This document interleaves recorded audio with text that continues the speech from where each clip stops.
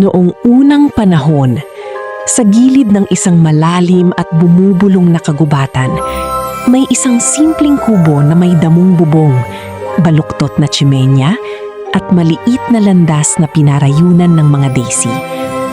Sa kubong na iyon, nakatira ang isang biyudo, ang kanyang mabait na anak na babae, at ang kanyang masayang anak na lalaki.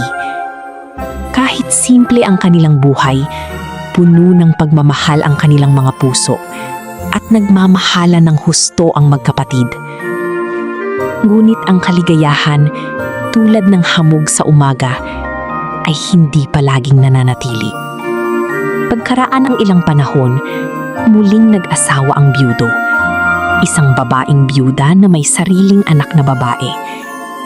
At mula nang tumawid ang bagong asawa sa pintuan ng kubo, ang dating mainit na tahanan ay naging malamig at mapait.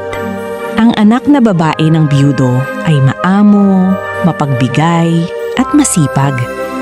Bumabangon siya kasabay ng bukang liwayway, nagwawalis ng sahig hanggang kumintab, nagluluto ng tinapay, kumukuha ng tubig, at nag-aalaga ng apoy nang may tahimik na ngiti.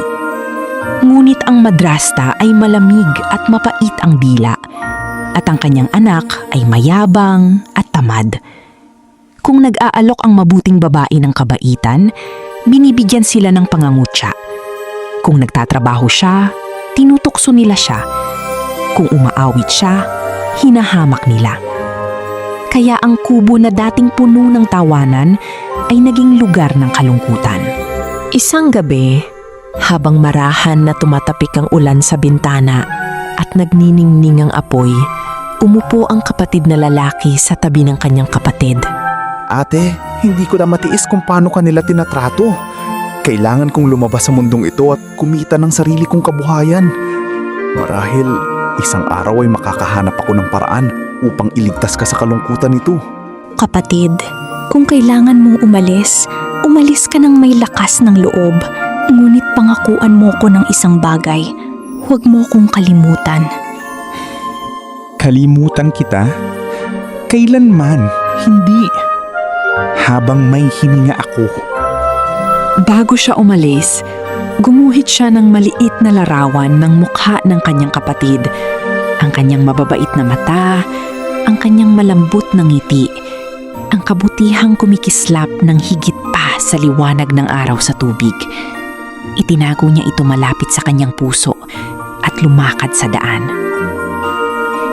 Pagkaraan ng maraming araw na paglalakbay, dumating siya sa isang maringgal na palasyo ng hari na may mga tore na marmol at makintab na tarangkahan ng bakal. Doon, nakahanap siya ng trabaho sa mga kwadra ng hari. Mabilis at handang-handa ang binata at napakahusay niyang alagaan ng mga kabayo na kumintab ang mga balat nito. Ngunit tuwing umaga at tuwing gabi, lumuluhod siya sa harap ng maliit na larawan ng kanyang kapatid at bumubulong ng panalangin para sa kanyang kaligtasan. Sa kubo, lalo pang lumala ang buhay ng kaawa-awang kapatid na babae. Binibigyan siya ng pinakamahirap na gawain, pinakamaliit na pagkain, at pinakamasasamang mga salita. Sa wakas, isang malamigang umaga, nang maputla ang langit tulad ng pilak na salamin, inilagay ng madrasta ang 2 walang laman na timba sa kanyang mga kamay. Pumunta ka sa ilog at magmadali ka, babae. Hindi maaaring tumakbo ang bahay sa iyong pabuntong hininga. Nagmadali ang mabuting babae sa kagubatan, papunta sa ilog. Ito ay isang kakaibang ilog, malinaw tulad ng kristal, at ang hangin ay puno ng lihim na mahika. Lumuhod siya upang puna ng mga timba. Biglang, splash! Tumaas mula sa tubig ang isang pangit na ulo, kulubot at basa, na may buhok na parang magkabuhol na lumot. Hugasan mo ako, dalaga. Oo, huhugasan kita. Hinugasan niya ang ulo ng mabuti, kahit nakakainis ang gawain. Pagkatapos, Sumipot ang pangalawang ulo. Mas pangit pa na may mga buhok na pilipit tulad ng mga tinik. Suklayin mo ako, dalaga.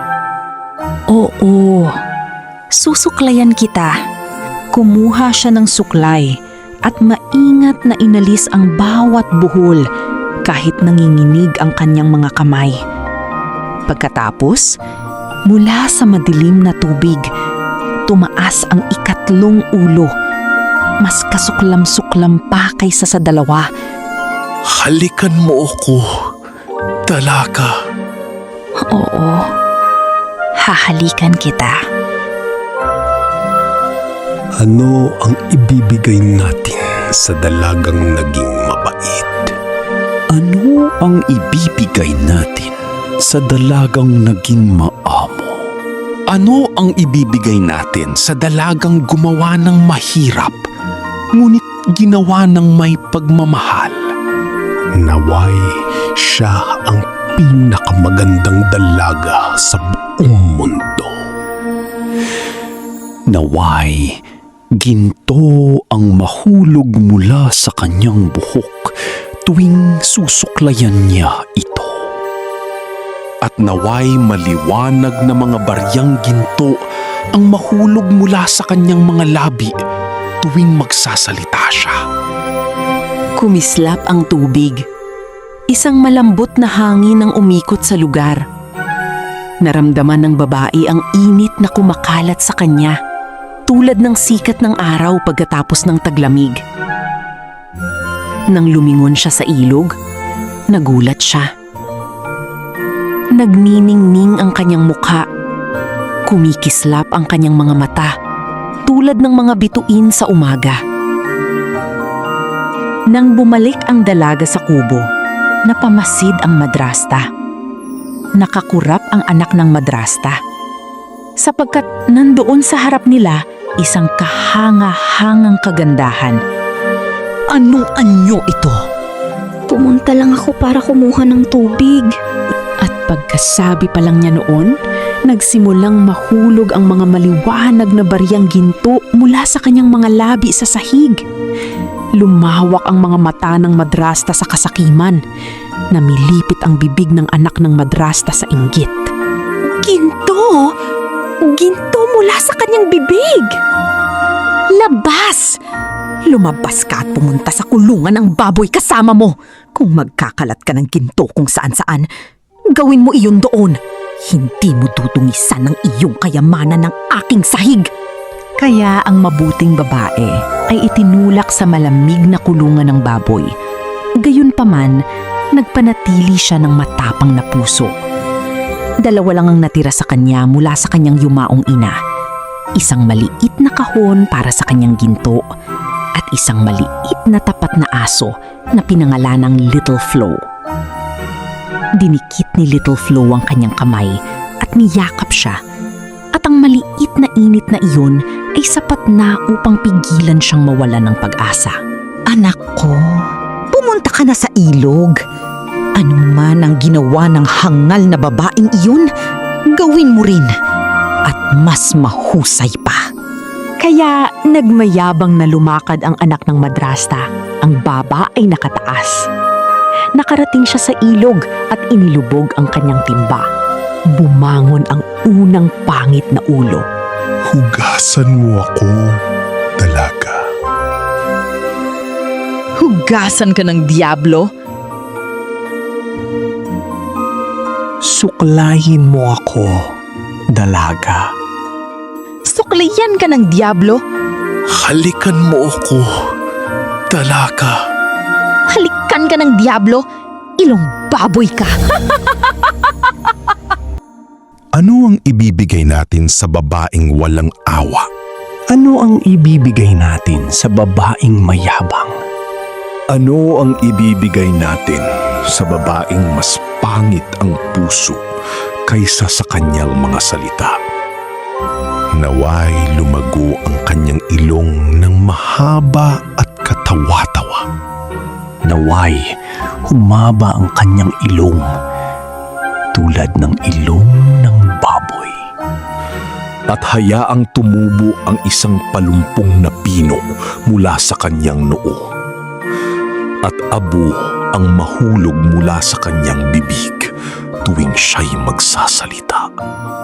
Umikot ang tubig, lumamig ang hangin.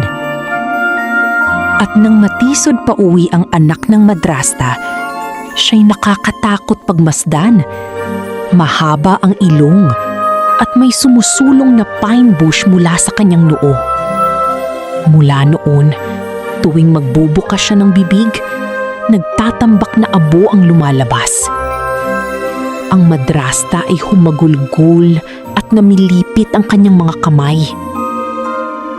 Anak ko!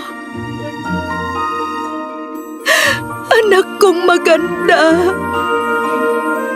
Ngunit walang iyak na makakaalis ng sumpa.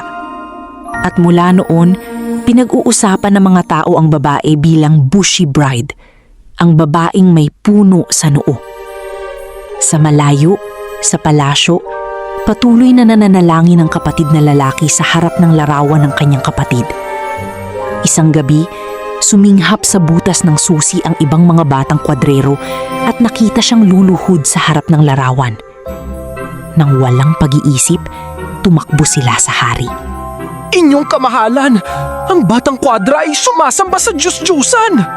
Hindi agad naniwala ang hari. Ngunit ang kuryosidad ay nagdala sa kanya sa silid ng binata. Dumungaw siya sa butas ng susi at nakita ang kapatid na lalaki na luluhod sa panalangin sa harap ng larawan. Sa wakas, nagkulog ang hari. Buksan ang pintuan! Biglang tumayo ang kapatid na lalaki at binuksan ito. Nakalimutang itago ang larawan sa pagmamadali.